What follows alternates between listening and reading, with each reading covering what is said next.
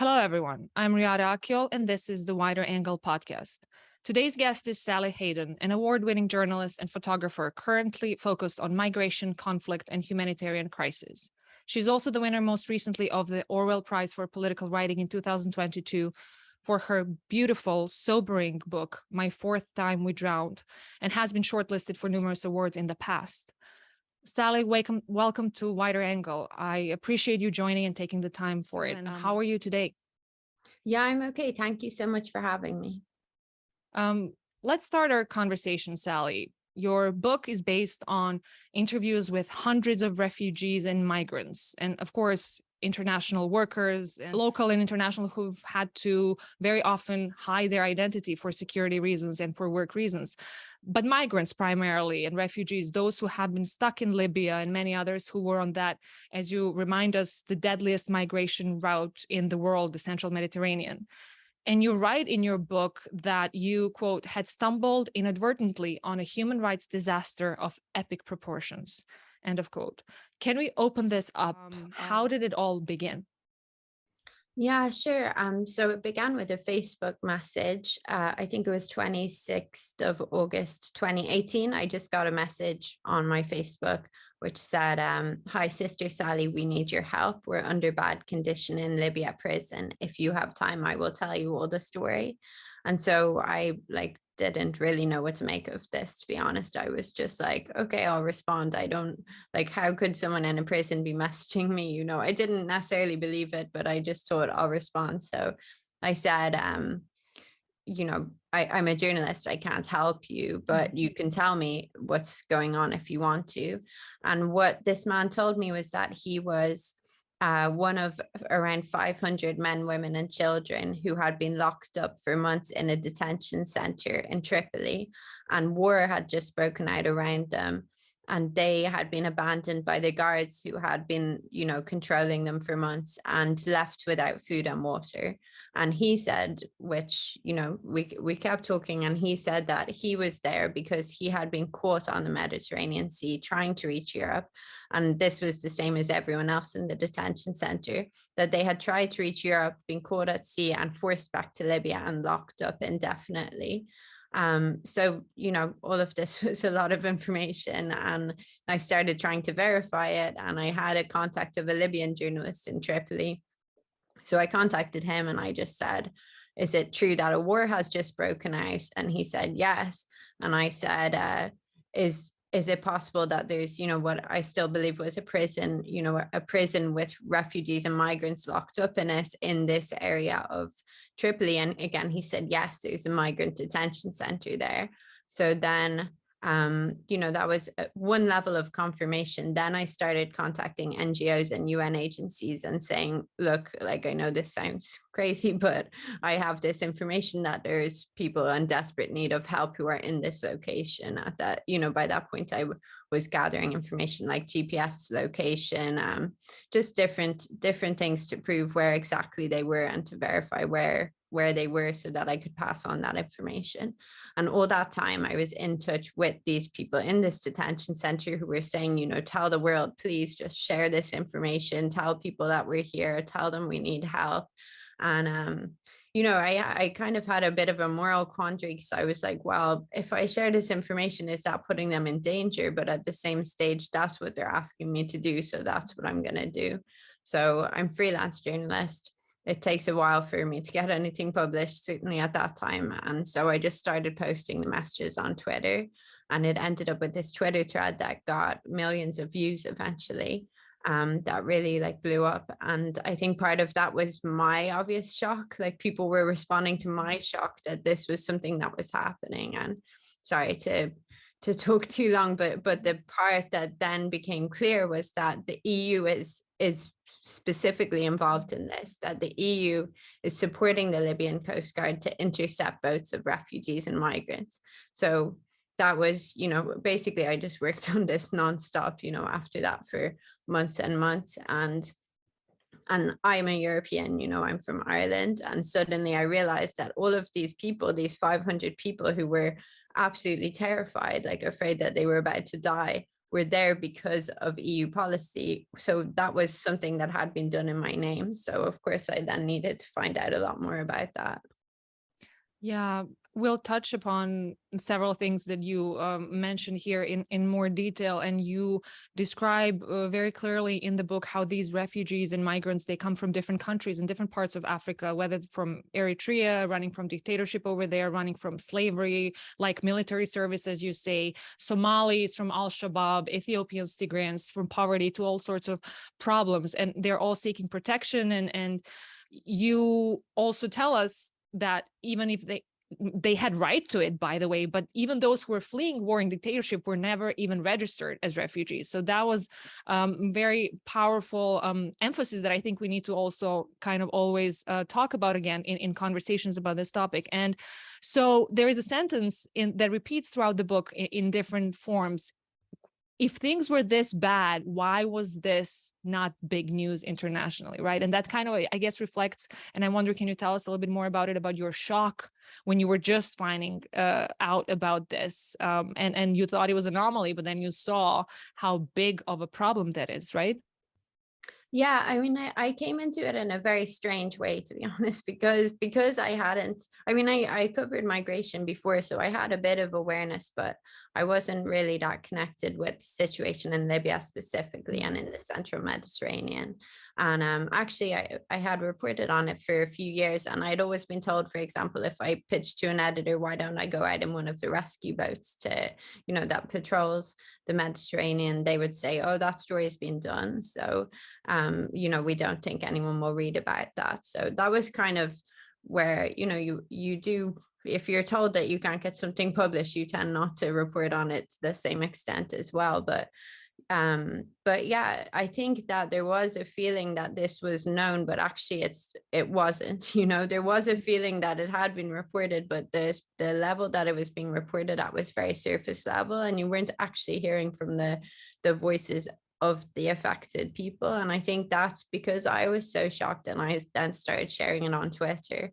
I started then I kind of became a go-to person for a lot of people who wanted to interview me about what was happening, but I was, to be honest, quite surprised, because I was like, I've just come at this out of nowhere. Shouldn't there have been a lot of people that are reporting on this all the time? And of course there have been journalists who have done reports, but yeah, I think it was just not cutting through.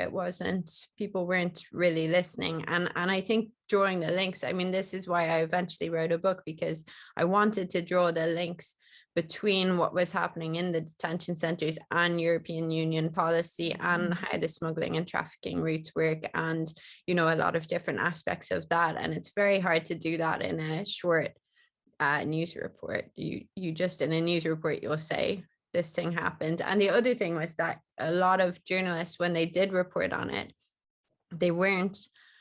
people weren't connected with refugees or migrants inside the detention centers. So when they reported, they would report maybe an NGO statement or a UN statement. And those statements, at least from what I reported or uncovered, were not necessarily accurate. They weren't necessarily representative of what was happening inside detention. And that was because those agencies were not in communication with refugees inside. They were in communication with the management of the detention centers, who are obviously painting a very different picture of the reality. Right. And we learn also, as you tell us near the beginning of the book, I think, that one of the men that you were talking to, as you kind of were asking him for more information, started telling you some of the many horrors that we've learned, how the detainees have been actually even taken out of the detention center, which I thought was pretty horrific. And they were forced to work like slaves in the homes of wealthy Libyans. And I think it was chapter 3, which was entitled Libya, the 21st Century Slave Trade. I did not know much about it, and you you describe a whole plethora of horrors. People were sold for $400, I think, and you say how afterwards CNN International put out this report. And I'm wondering how one thing that echoed while I was reading your book in that chapter, for example, was not only did you describe how women were raped, and I want to talk about sexual violence and that specific gender risk for women and girls, but how you describe that Christians, for example, were targeted for particular abuse violently, that their crucifixes were taken away. And while I was reading that, it just echoed with something similar, but yet completely different, because even last week, there were reports online by activists, by people who are NGO workers on the borders between Hungary and Serbia, how migrants who were going through that route were being abused, tortured, but they had crosses put and shaved on their head. So I was thinking how, like, the theme of dehumanization that's kind of repeating in similar yet different contexts and forms. Over there, they were taking the crucifixes. Over there, they were putting them on their heads. They were beating them, humiliating them. There is this constant theme of dehumanization throughout the book, right? Regardless of the particular story or human experiences or tragedy that one of the characters that you've described goes through, right? Yeah, I mean, and that's, again, I guess why I wanted to write a book, because it was very dangerous when I was initially reporting and my sources were inside detention. I couldn't really give defining features about them, because to publish that means that that person is going to be targeted, and people were actually threatened quite seriously, like when they were suspected of sending information out of the detention center. Like, phones were prohibited, they weren't meant to have phones, so that was even very risky to have a phone.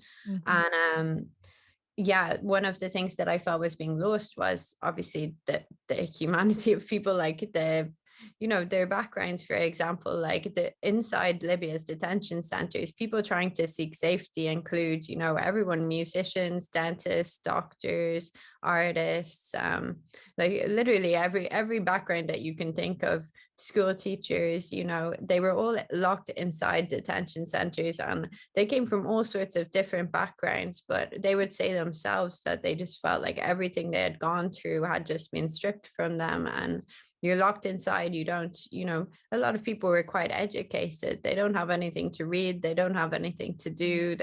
They're locked inside sometimes for years, and they just feel their mind slipping away from them. And they would say, they actually started to regard the others who were locked up in them not as human. There's one guy who talks about kind of starting to feel that they had become herds of animals. And part of dehumanization, I guess, is also you feeling that the others around you are no longer human, or you not respecting them in that same sense anymore.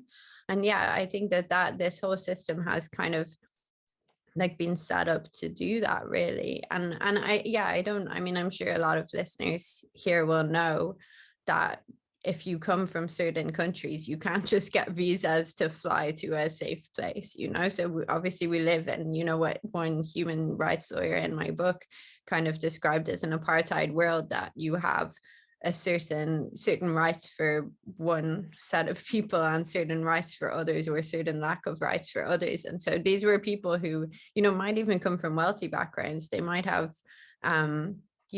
had like all sorts of backgrounds, but they can't just get on a plane and fly to safety. And for that reason, they all end up together in these detention centers, where they then feel like everything that they have ever defined themselves by, or everything that is, inherent to their personality or their humanity gets stripped from them.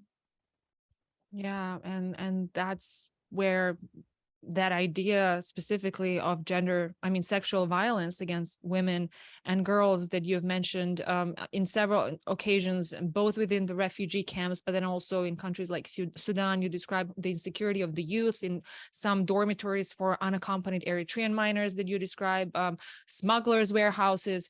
Can you tell us a little bit about this specific aspect of sexual violence that goes on in these shocking yet unsurprising instances? Yeah, sure. And I mean, it's not something, to be honest, when I interviewed women, I didn't tend to ask them about it in relation to themselves, because I didn't feel, unless they volunteer that information, I didn't feel like I want to make someone have to recount that or that. So, I even wondered, had I really emphasized that that was happening and the level it was happening to. But a lot of the information where I do go into it was about this one smuggler or trafficker called Walid. Tuwaldi Gautam is his real name, and he would basically do things like it's just kind of torture, to be honest. Like, he'd say, you have to pay whatever amount of money if you want to continue on the journey. So people would reach Libya and they'd be locked in a warehouse and they'd be told, you need to pay $5,000 each if you want to be put in a boat to try across the sea to Europe. But then they might pay that money, and then he would say, if it was a couple, for example, he'd say, well, you're only going if your wife has sex with me. So that would then be, they have to make the decision, will she do that or won't she do that? And that was, at least the accounts that I heard, were even that he had been involved in filming some of those encounters and basically saying to the woman, if she ever speaks out about it, that he will post that online. And Eritrea, these were mostly Eritrean Somalis as well. The societies can be quite conservative, and that for a woman can be something that will really follow her. And people carry a lot of shame for that reason. But he actually got arrested, and he's now, I hope, still in prison. But he got a long sentence. But no women would testify against him; only men would testify against him. And that's just one example. That wasn't the only case. There were smugglers, and also like women were basically expected to pay more money or to part pay with sex. And I mean, it's rape, really, but that would be the offer that was presented to them. Or sometimes, they would just be exploited. There's been situations documented in the detention centers where women couldn't get food or water unless they had sex with guards. That's also has been a problem. And then they would stay pregnant, right? Yeah, sorry. So that was what I was going to say, that then like one woman told me that she, like, because there were a reasonable number of pregnant women who then got locked up in detention. So for example, they could go through the smugglers where they would get raped. They then try and cross the sea, and they'd be intercepted by the EU back to Libyan Coast Guard. Then they get locked in detention. They're pregnant at that point. And one woman told me she estimated at least half of the women were pregnant through rape. And then there isn't medical care. So they're then having to, there were cases that I documented where a woman would just give birth in the middle of a big hall with everybody there, and there would be no doctors present. And in one case, the other detainees put plastic bags on their hands to try and help her, to try and sanitize her hands, basically. So that gives you an indication of how little there was. And I interviewed one woman who lost her baby at 9 months, and she said if there had been medical care, she doesn't think that would have happened. That really devastated her. So it's kind of like a just ongoing torture, really, isn't it? Because if you end up pregnant and then you can't even get medical care, it's very risky. And then even if the baby is born, you can't necessarily get milk for them, or you can't provide milk for them because you're not being fed properly yourself. So I mean, it's terrible. And let alone mental health of these women, besides the physical troubles that they've gone through. Is this, you mentioned several obviously stages of returns and attempts. Why is the book called, or is that why the book is called The Fourth Time We Drowned? Yeah, the book, sorry, I don't know if I have a copy here, but I could read you the quote. The book is called My Fourth Time We Drowned. It comes from a quote by a Somali refugee, and he basically tried to cross the sea 3 times and was intercepted each time. And then the 4th time, he says, my 4th time we drowned. Actually, he survived, but his 2 of his family members, I think, died on that attempt. And he was again brought back and locked up in detention. And on his 5th time, he managed to cross into Europe. But I mean, that quote for me says a lot, because even though the end of the quote is my 5th time, I made it to safety. And even though he's now safe in Europe, he really, is traumatized by what he's seen, and the fact that he had to try so many times to reach safety and that his family members died. He's described like remembering that, and yeah, it's devastating. So And you that's where do, the question comes yeah. And you do describe how at one point how for them, I mean, it was the death of a dream, as you say. That thing that many of them didn't even know that they could be returned to Libya, and they thought that when they see a helicopter, what it was. They're definitely, the book is not just a description, obviously, of the horrors that have gone through. There are a lot of humane stories. There's a chapter on love in these centers as well. But I was wondering, can we talk a little bit about the place and impact of technology, for example, because at different points in the book, you talk about the importance of SIM card at one point, what it represents for them.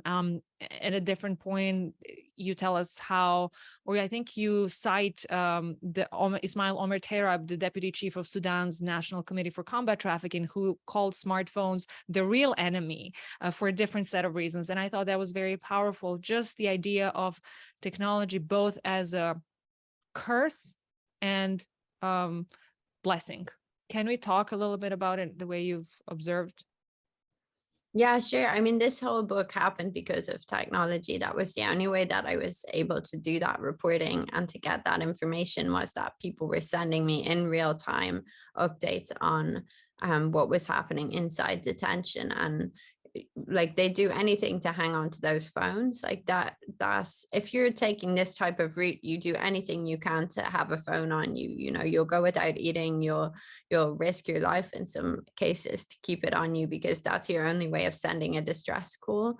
And yeah, so they're key. But like you said, it's kind of a mixed blessing, because for example, one thing that I documented is smugglers or traffickers then demanding higher prices, because they know, for example, one thing that does happen, and I've seen this, is that people who are held captive in Libya, they'll take photos of them being tortured and now post them on Facebook and crowdfund the ransom. So now it's not acceptable for you to say to the smuggler, my family can't raise that much money, because they'll say, well, why don't they post on Facebook and crowdfund that ransom? And some of those photos are completely horrific. And once I knew that this was happening, I started seeing them all the time, once I got a tip off. But it astounded me that this is ongoing, on social media, but most of the world probably isn't aware of it. And yeah, some of the photos of torture are like very graphic. And I don't know, yeah, you quoted the guy in Sudan. He was funny. I mean, he just seemed so disheartened, because he was saying, now how are you meant to stop somebody? Basically, there's so many people who are now seeing that their life is terrible, or that there are other people who have such a better life than them, and have, it's not even just about wealth, it's about security, like are in a better place where they have more safety or security, or like financial security as well, obviously, as part of that. But he said, like, how are you meant to fight that now that people are aware of that? And I was thinking that it's not, I mean, I say that in the book, it's not just that they're seeing, that other countries, they're also seeing their own politicians and the wealth that their own politicians have, and people are having more of an understanding of the injustice going on in their own countries and of the wrongdoings that are happening. And even now, social media, you can follow protests. Like in Sudan, they've obviously had some kind of horrific responses to protests. People are seeing all this and realizing the problems that exist in their country and thinking they want to get out of it. And yeah.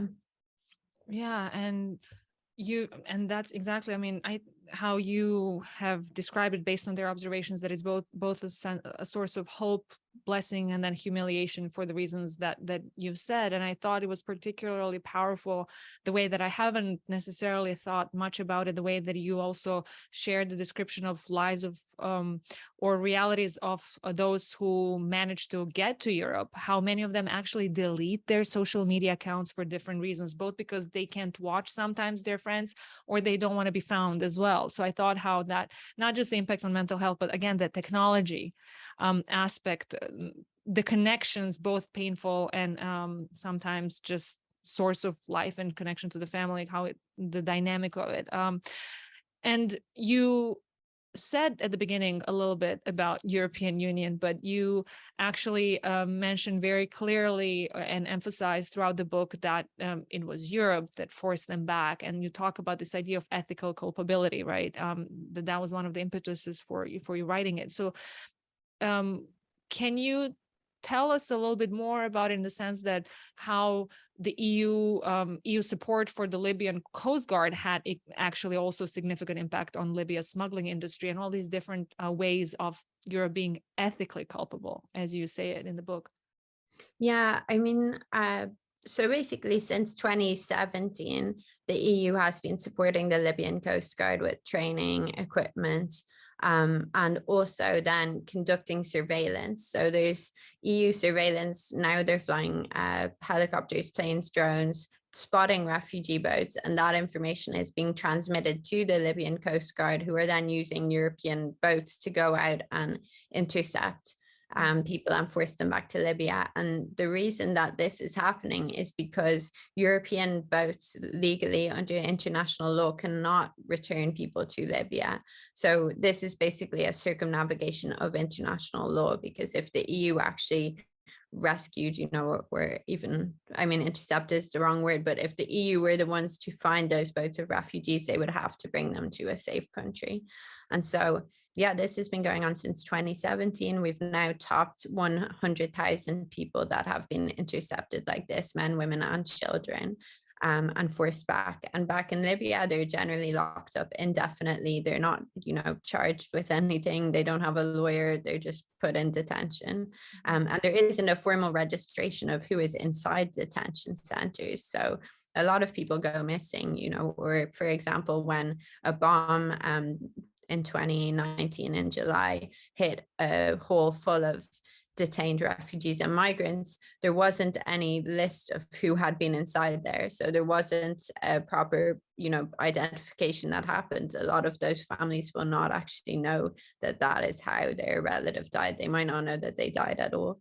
And so, yeah, that's the EU's role is partially that, but then also what I kind of started realizing more and more was that they're also involved in, there are a lot of other ways that militias are profiting off this, for example, of EU money. And I'm sure you've heard of the EU Trust Fund for Africa. It's a multi-billion pot of money, multi-billion euro pot of money that's basically been spent across, I think, still 26 African countries to effectively stop migration. And some of that money is going towards a lot is going to UNHCR, the UN Refugee Agency, and IOM as well, which are working in Libya, and they then distribute money to different NGOs, so-called partner organizations. But a lot of the aid workers I spoke to, they said that there was, this amount of money that was coming in from this trust fund was huge. And actually, you can't operate in Libya without militias benefiting from it. Everything you do is basically, you have to kind of, there's catering contracts, for example, that go to militia leaders. You'll pay extra money to try and get access to somewhere, so it won't necessarily be called. There's different ways that it gets labeled, but it effectively is empowering militias. Like, that's a lot of money being pumped into, with some of it ending up empowering militias in Libya. And so that's also EU money, so that's another separate part of what is happening. And one of the allegations that started being leveled a lot was that the UN was being used to whitewash the effects of EU policy, because the UN was receiving EU money as well, and then would not directly criticize the EU for its involvement. So they might say what's happening in detention centers is bad, but they would not say the people who are locked up there are there because of EU policy. And actually, they would thank the EU a lot and say, thank you, for giving us this funding. It's very great that we can distribute blankets in this detention center. But they're not saying that, again, the people they're distributing them to are there because of EU funding, so It's kind of like, and then when you interview European politicians, they'll say, we don't approve of detention centers, but we're trying to improve conditions through the UN. So it's kind of this roundabout way of making it seem like something was happening to improve the situation. That's interesting, because my next question was actually going to be about the UN. In the sense that at one point you also visited a prison in Sudan, and you talked to prison director and several prisoners, and you described how the chats with them were illuminating, because then what they said is what they had been targeted by police because they were poor.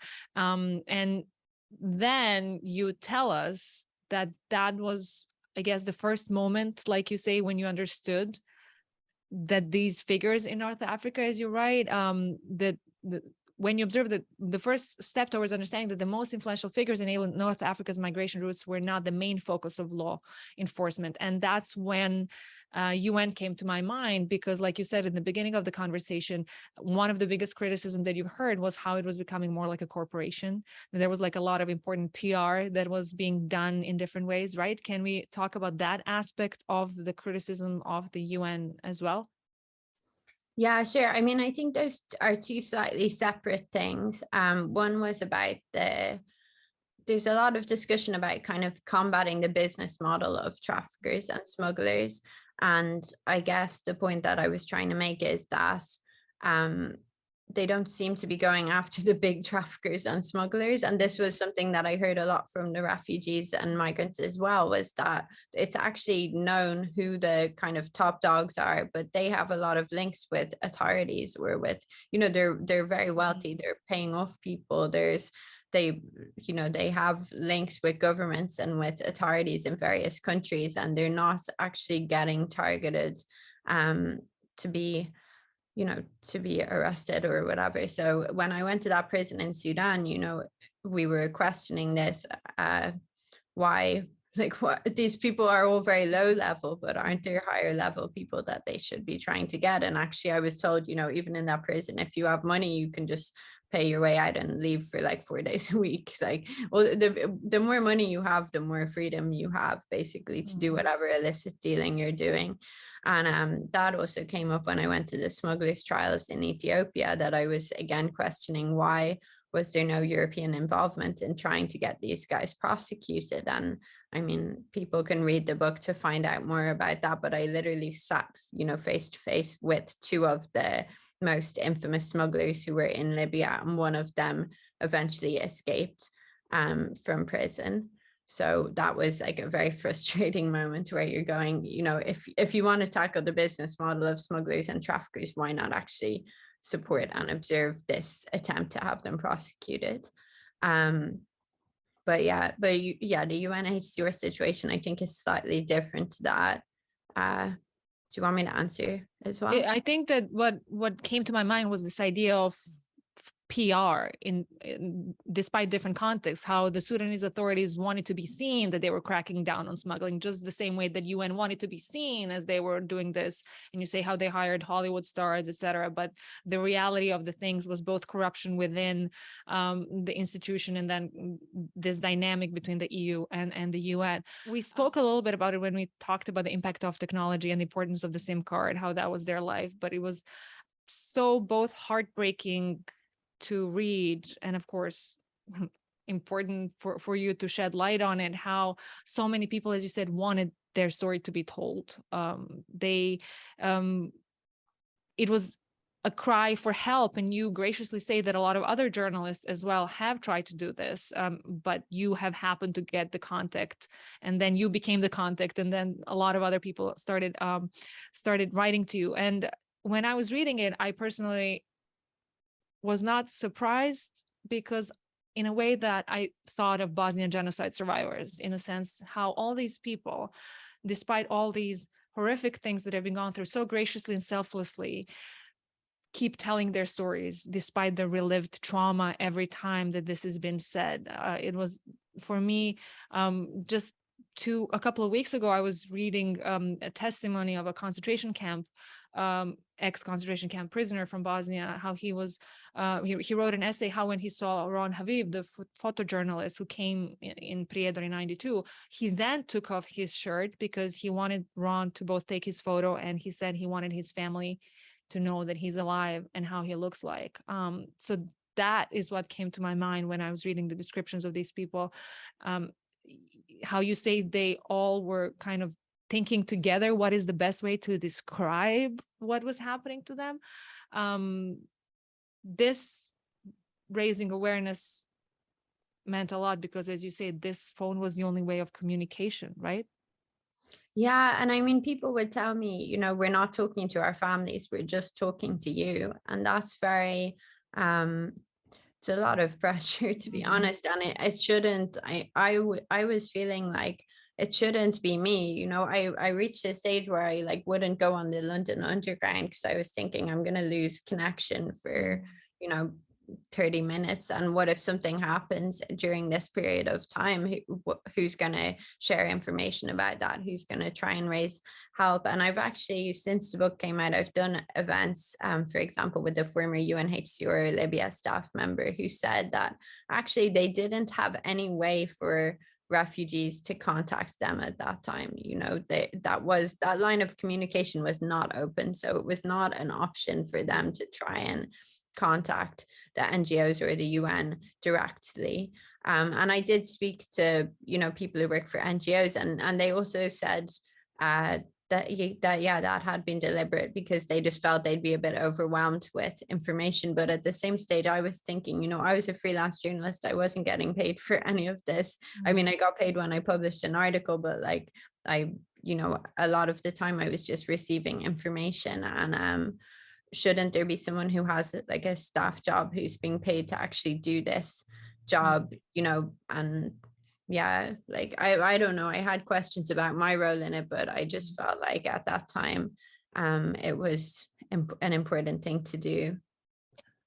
And really, my next question was precisely about your observations about journalism and journalists. And at one point, you tell how journalists can be vultures, and you cite several examples. I don't want to give too many spoilers, but very powerful, albeit really disgusting, in my opinion, descriptions of what some journalists would say about some stories that they would do and how they would feel. But I also refer to other notions as well, how you explain in the book that you would tell those who would contact you how you're not a policymaker, you don't have the power to report. However, those photos and screenshots did end up being seen by thousands and millions. And that's always the dilemma about the jobs that we do. So I was wondering if you can tell a little bit about that ongoing dynamic, both of self-questioning, sometimes guilt in your case, because you're obviously a conscientious human, but then the awareness that there is at least some impact because people still have been learning through your work as well, right?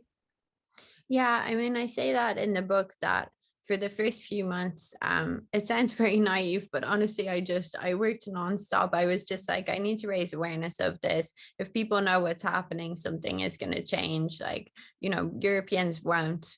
They'll be shocked if they realize that this is what is happening in their name, that this is their, you know, European policy, and this is what we're subjecting people to. And, you know, I was thinking maybe something big would change, or even something, you know, smaller, but just was very motivated by trying to raise awareness of this. And then after a few months, I basically sorry if this sounds strange, but I think I won 2 awards or something. I started kind of winning awards or being contacted, you know, being given more career opportunities. And it was this very actually quite disgusting feeling of like, you know, my sources are still in the exact same situation, you know, and I was still getting messages every day about, you know, I haven't eaten in 3 days, you know, there's a hungry baby, like the children are crying from hunger, there's, you know, this is happening or this is happening. And I was then being asked to, or being, you know, being given career advancement basically. And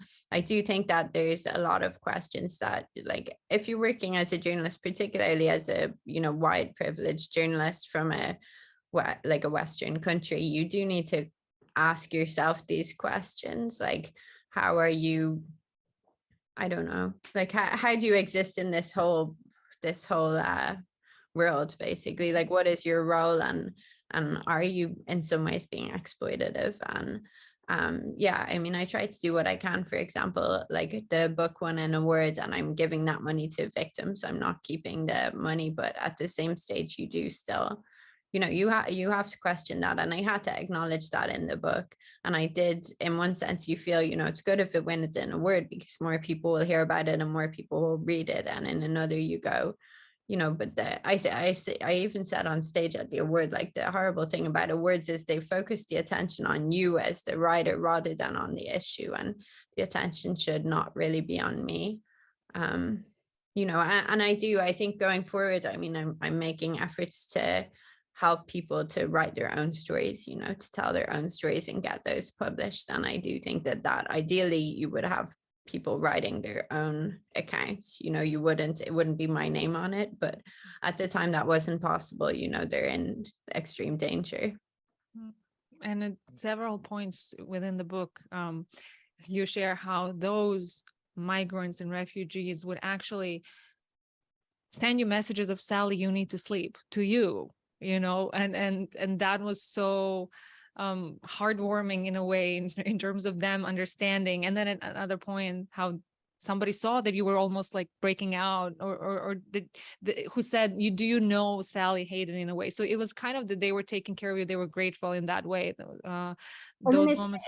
It's taking care, but it's terrible that should have to, of course, that they should have to be reliant on somebody, to be reliant on me not burning out is actually, like, that's not really fair on them. Or you being the only one that they thought is actually doing that the way that at least they perceived. And you wrote somewhere, I think in the beginning of the book, that you thought that all of that was anomaly, and that it would be done when you would finish a particular story or about Libya, right? And then you saw that you were wrong. So I wondered, how do you feel right now, after the book's been out in the world, after you've had these conversations, again, that I'm grateful for. And I guess maybe this is also a good time, because it was very interesting for me to read how the publishers reacted at the beginning when you told them about this book, the way that you wanted to write it. What did they say? How did they react? Yeah, I mean, I think it's important to emphasize that the situation is ongoing, and that actually we passed that point of 100,000 people intercepted a few weeks ago, and there was I saw basically no one paying attention to that. And that is, an extreme lack of accountability. We're not calling for accountability from Frontex, the EU border agency, or from EU politicians, or, and everybody's, they're kind of shifting responsibility. Like, the politicians will say, well, the European public don't care, so we can't do anything if they don't care. And the like MPs in particular countries will say, we don't really know what the EU Commission does. And even MEPs will say, we don't know what the EU Commission does. There doesn't seem to be any sort of proper oversight or a proper call for accountability directly. There have been a few progressions. Like, the International Criminal Court prosecutor has now said that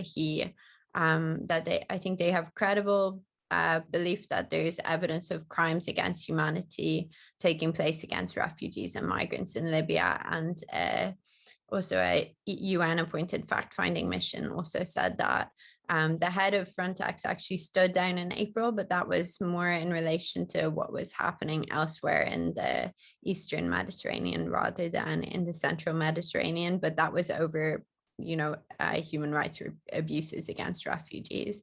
And so there's kind of I don't know if that's really progression, because pretty much every day people are still being intercepted at sea and forced back to these conditions in Libya. So and then, yeah, you said trying to get the book published. That was very strange experience. I was thinking, like I said, this is one of the biggest stories in the world. This is so important that this is happening. All Europeans should know that this is happening. This is happening in our name. We need to know about it. And And that's not just the interceptions. There's also in the central Mediterranean, I think we're about to hit 20,000 people drowned or disappeared since 2014, which, if you imagine that, that's a astounding number.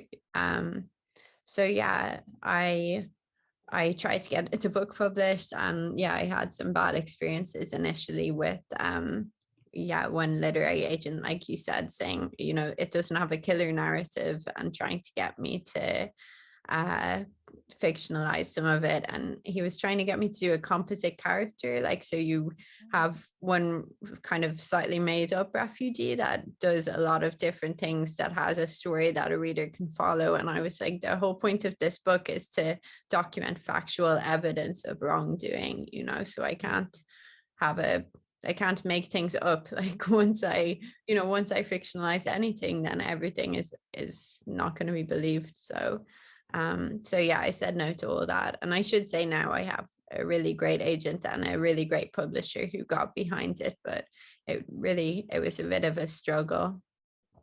Yeah, it really does emphasize that that has been an experience with so many people, authors, journalists, and it kind of reemphasizes the importance of that literary agent who is on the same wavelength with you, of the vision of where this the point of the book and the work. And so, kind of as we approach the end of this conversation, I wish to ask every one of my guests, obviously, to ponder about the wider angle of particular set of issues that we are discussing, for example, here as a sort of connective threads. And you write, it was really powerful to read your about your encounter with when you went to Auschwitz, and when you asked the guide how difficult, or how does he face, if he found it difficult that he's facing such a cruelty every day. And can you tell us a little bit about what he told you and why? I think that is really important in this whole tragedy. Yeah, so this is actually when I was a student, and I had kind of, at the time, it really struck me, but then I didn't think about it for quite a long time. And when I was working on this topic, it came back to me that I had asked a guide in Auschwitz, how does he deal with seeing this sort of horror every day? And he said that the hardest part of it is not actually getting upset or feeling upset about it. It's not becoming immune to it and forgetting how important it is or how shocking it is. And yeah, that's something that I think about this topic as well, is that it's very hard, it's hard to, like, a lot of our structures are set up so that we can forget what is happening to more vulnerable people, or more people who are in more difficult situations than us. And what's happening in the central Mediterranean, I mean, EU policy is playing a role, but it's part of what it is doing is actually silencing the people who are being affected by it. And so we're not hearing their voices. And yeah, I think that for us, as not just Europeans, anyone in the rich world, because what is happening now is the rich world is fortifying its borders. And that we see that in the US as well. We see that all over the world. I think that it's important that we don't become immune and just shut ourselves off and not pay attention to what is going on, and particularly the roles that our countries are playing in it, and how we can actually be making people's lives worse. So I don't know if that's sorry, the most Oh yeah, of course. I mean, I think the ending was really powerful, as is the whole book. And you write so beautifully about the power of stories as well, and who writes the stories. And precisely like you just said, how are we silencing that these people can't even silence sometimes their resentment? And you ask this very very important question about what do we do, and what does that mean for the future of our societies? And I think it cannot get more wider angle than that, in terms of, I mean, all sorts of questions that you've asked. And just when I was finishing the book, I actually wanted to check up the latest news about about the situation, for example, in Europe. And I read really the echoes of several episodes that you described in one European country I don't know, should I name it or not? Well, it's out there. It's the news. It was Holland. It was the news that was published on Deutsche Welle, how there has been the overcrowding that has been building months, and how the Dutch officials have said that it's been about lengthy delays in processing of asylum claims, how they're going to decrease or restrict the number of migrants coming from Turkey to 1,000, how the families might not be able to reconnect, and ultimately there will be a repatriation to countries that are not on the dangerous list. And then just below that was the news about Malta and the detention centers in Malta, and how in 2023 the Council of Europe Committee for Anti-Torture Committee was going to go there, and to several other countries like Armenia, Cyprus, Hungary, Luxembourg, North Macedonia, Slovak Republic, and Albania, to kind of check what's been happening within these detention centers over there, because they were unsafe and inhuman. So like you say, this is not over. This is not a story that had a crisis that finished. And that's kind of what I want to ask you as the last question here. And you say it, and that these, as much as there is silencing, that you can no longer silence these people, right? That this is something that's the crisis that's going to almost go on. And what are we going to do about it? It's getting harder to do it. And that much is clear. Yeah, I mean, I think it's important to remember that I think it's currently 86% of refugees are in developing countries. They're not in the rich world, they're in developing countries. And yeah, the media in the West, it doesn't really let you realize that or make you remember that. Yeah, migration is obviously going to continue, and migration has always been a part of humanity. You know, it's people have always migrated. Even I saw something today in the Irish media saying something like 70% of young people want to migrate, and they can't do that because they can just get visas, get on planes, or they don't even need visas. You know, they can just go to other countries. And but a lot of the world can't do that, and that's why we're having people who have to take these dangerous routes. And of course we need more empathy and more understanding for that, and those tend to be the countries that are where people are suffering the most from, for example, you know, any economic shift, or right now we're seeing with the Ukraine war, you know, cost of foodstuffs is going up across Africa. Climate change apparently will displace, or it could displace 1 billion people for every Celsius that, you know, degree Celsius that the temperature rises. So yeah, and what are the rich countries doing? They're spending huge amounts of money, which is actually propping up militias, propping up dictatorships, and creating systems that oppress people further. That money isn't necessarily benefiting vulnerable people in a lot of cases. And yeah, I think there's a lot of questions to be asked there. And there's actually one part that I took out of the book, which potentially I should have left in. I said, I was kind of writing to, you know, a lot of people that I know who would live in Europe, like saying, for example, there's like huge numbers of people on this earth who will never see the sea. They will never, I had a list of things that people will never see if they never leave the place they're in, because most people do stay where they're from, you know, but if they're desperate, they need to have the capacity to move. That's always been something that humans have done. And you need to remember that, you know, the global, you know, movement system, the global travel system or visa system, it's not equal for all people. That a lot of people don't have legal routes to get to a better place. And yeah, I don't know. Sorry, that was a bit rambling. No, and when you were saying that sentence, another episode from the book came along about, and I don't want to give too many spoilers as well, about some situations where people just want to connect with their loved ones for health reasons as well. It's not just to exploit the social welfare systems, etc. So thank you, Sally, for coming along, for joining.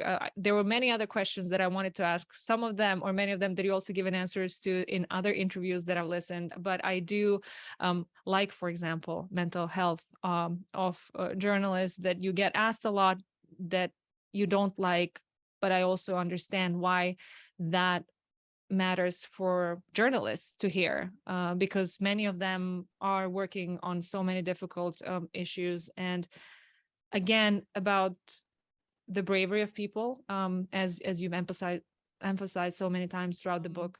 Thank you. Thank Yeah, you. I'm so grateful for the interest, honestly. So thank you very much as well. Yeah.